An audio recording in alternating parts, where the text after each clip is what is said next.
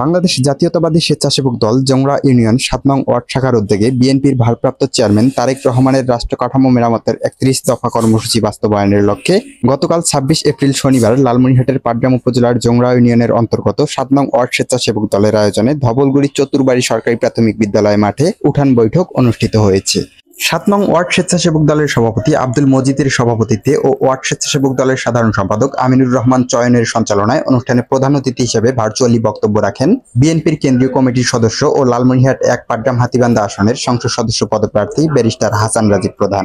প্রধান বক্তা হিসেবে বক্তব্য রাখেন পাটগ্রাম উপজেলা স্বেচ্ছাসেবক দলের আহ্বায়ক ইকরামুল হক কিরণ।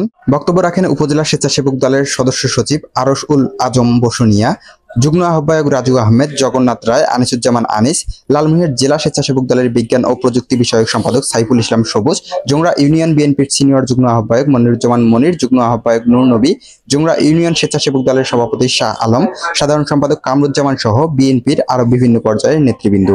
দীর্ঘদিন পর আবারও এরকম অনুষ্ঠানের আয়োজন করতে পেরে নেতাকর্মীরা উচ্ছ্বাস প্রকাশ করছে। বক্তব্যে বক্তারা এই আসনের দুঃখ ঘোচাতে রাজীব প্রধানকে নির্বাচিত করবার আহ্বান জানান সাধারণ মানুষের প্রতি।